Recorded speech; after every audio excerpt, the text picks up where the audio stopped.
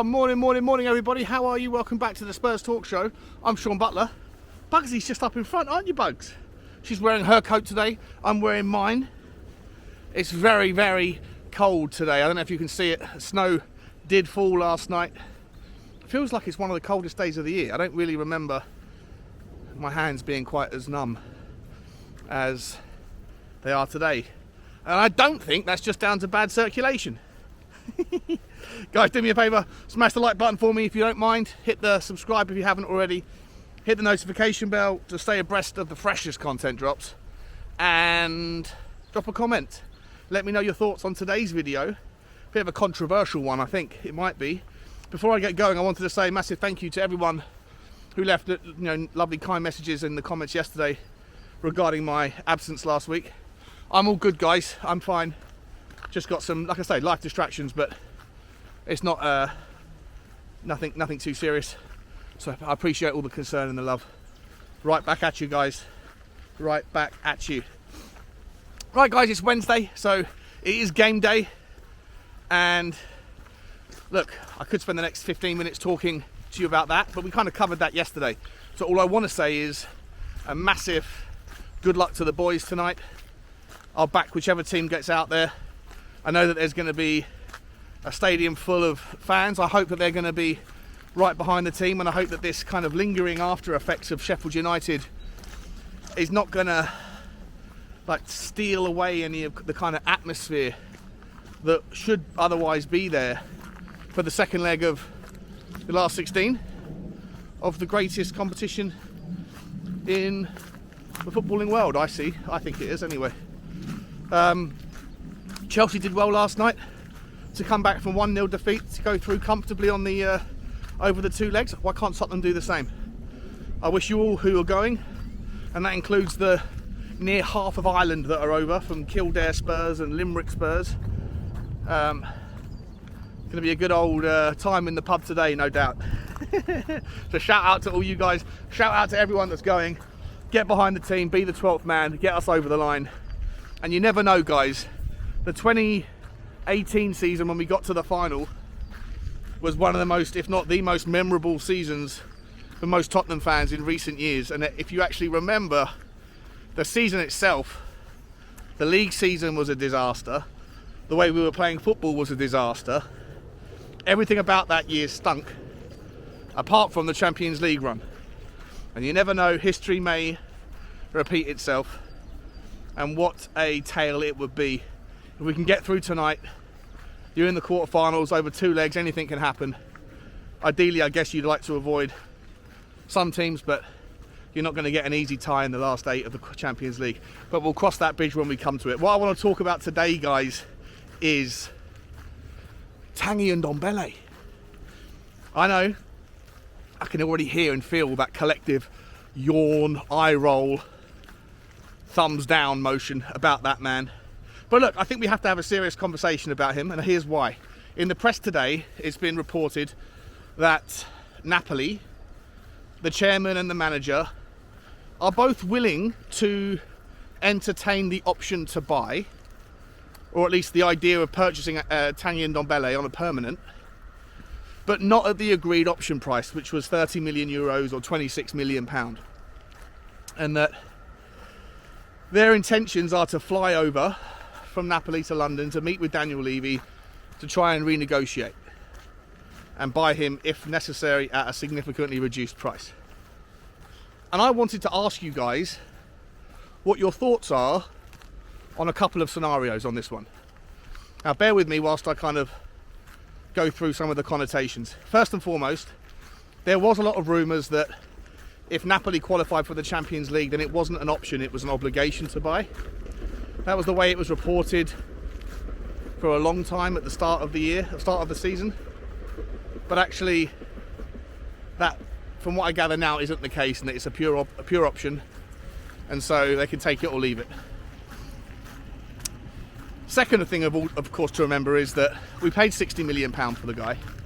So even if we were to get the deal done at 26 million or 30 million euros, we're basically taking a £50 million haircut on what is arguably the biggest mistake in terms of value for money in Tottenham's transfer history.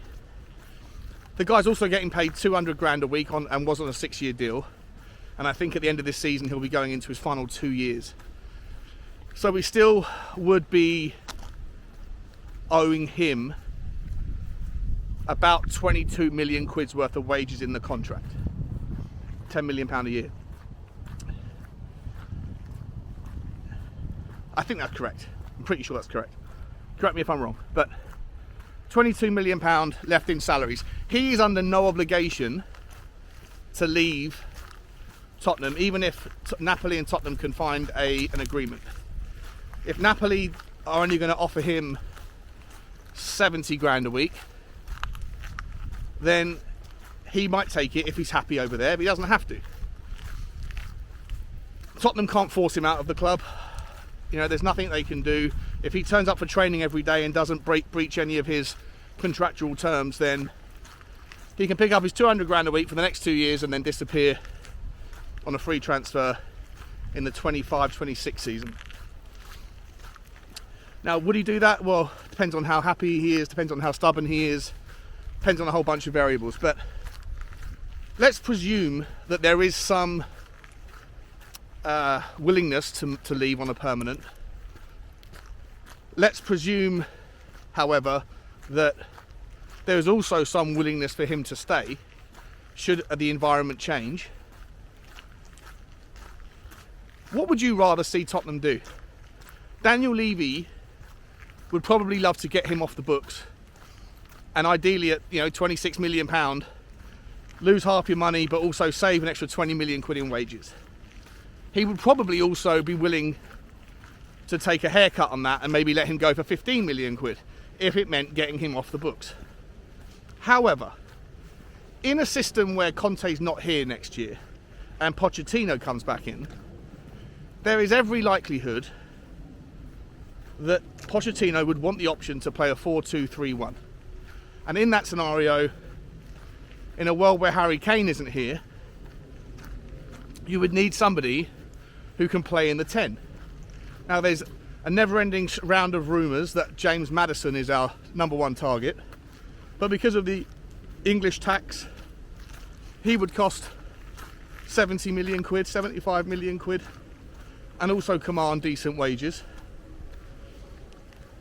And so that would absorb quite a lot of whatever transfer fee Harry Kane could generate, and it would also possibly even eat into whatever transfer budget is left over. In a world where we don't finish in the Champions League, where we finish 5th, the budget available for the summer could be, significantly diminished, depleted. And yet Tottenham know that they need a new goalkeeper, and they absolutely need 2 centre-backs. At least 1 world-class centre-back, but ideally 2. You could also make the argument that you need another forward, and you could make the argument that you might need another midfielder on top of that, pending the recovery of injuries from Basuma and Bentancur. So my question to you is there any world in which you as a Tottenham fan could forgive Ndombele for his general demeanour when he was at Tottenham, for the way he trudged off the pitch against Morecambe, for his give a shit approach to life at Tottenham, basically? Could you overcome that? Would Poch, in your mind, be willing to work with him, bearing in mind that he was bought for Poch, and then Poch was out the door before Ndombele really had a chance to settle in? When we moved into new management ethoses where Ndombele's system and style of play was never going to be appreciated.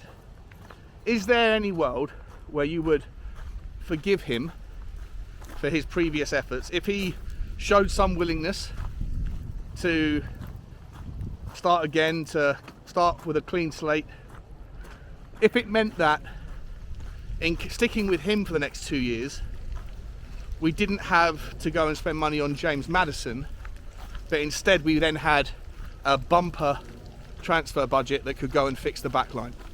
And the reason I'm asking, I know your immediate thoughts would be, absolutely not, I'd rather have James Maddison. But you can't have it all as a Tottenham fan. There's no way in a million years, especially if we finish outside of the Champions League, are we going to have the sort of budget to be able to go and buy James Maddison and Bastoni and Kim Min-jae or whoever in the centre of a back three, and another midfielder, and also a Jan Oblak, or insert goalkeeper of choice there. Which is not going to happen. If we finish top 4, you might see an extra £30 million put into the budget, but probably not going to happen. Where you're not going to see a situation where there's 250 million quid spent. If it's another 150 million pound summer, 100 million pound summer, is James Maddison going to be the guy, or do we have a player in Ndombele that could fit a Pochettino system? I'll admit, if it turns out that Conte's staying, then it's probably a moot point, because he won't come back for Conte, and Conte wouldn't want him, I don't think. But do you think Pochettino might? Let me know your thoughts. I'll tell you one thing that's absolutely clear though, guys, and I'm going to do a video about this in a couple of weeks. It's going to take me a while to put it together, but there is, under no illusion in my mind, a strong enough rationale to dismiss the argument for a European Super League. The fact that most of Europe is broke, the fact that most football clubs in Europe cannot afford anything like the transfer fees that the Premier League can, let alone the wages. And I know that they are the architects of their own downfall, their own leagues pumping the money disproportionately into the biggest teams and excluding the minor ones. I know that they are responsible for what happened to their own systems, but there is a hangover and a knock-on effect, a collateral damage that affects the Premier League in significant ways that disproportionately affects teams who take punts on players that don't work out. Tottenham have got £250 million worth of talent on loan because we can't find any homes for the players. As I said before, the same with Ndombele. Even if you were willing to take a haircut on the price you get versus the price you paid, the players are under no obligation to give up 50% of their salaries, which is what most of them would have to do if they were to move to Europe. And so you find this constant perpetual cycle of loans with small loan fees, kicking the can down the road with no potential future outcomes that ever suit either club or the player. And so, not that you want to reward financial impropriety, not that you want to establish precedents where teams and leagues can be disorganised and unprofessional and short-sighted in the way that they organise themselves, and then just throw money at the problem and bail them out. But I do think that a European Super League may be the only realistic mechanism in which you can kind of flatten the curve and level the playing field a little bit, because you do need a market in which you can offload your mistakes to. And if Tottenham can't find clubs in the Premier League that are willing to pay for their mistakes, and there's no clubs, or very few clubs in Europe that are able to afford the players that you don't want, even if they see value in them, then you have a system where you're going to increasingly rely almost entirely on a Moneyball type methodology of talent acquisition, of player ID. And that to me is not going to suit Tottenham for sure. And maybe that's one of the reasons why teams like Brighton and Brentford and, of late Fulham and previously Leicester are starting to be recognised and rewarded for their ability to make ends meet and their scouting networks is because they are able to offload their best players into the Premier League and then have a source of, you know, new players to come in. Brighton and Leicester, I think, are probably the best two examples of that. But if Tottenham aren't capable of doing that, and a lot of other clubs, I think Chelsea might face the same problem in a year or two's time when they find out that a lot of these players that they spent fortunes on are not all of them are going to make it. And how are you going to be able to offload a player who you spent 80 or 90 million quid on and are paying 180 grand a week on an 8-year contract? If that kid doesn't work out, Mudryk, that is the biggest headache that Chelsea could face in a couple of years' time. Morning. So for me, I just think that this is a conversation that needs to be had more broader and broadly than just the meritocracy of a European Super League. I think that the implications of not having it may jeopardise the Premier League's sustainability and clubs within it in more ways than we currently imagine. Keep one eye on the ball and another eye on the prize.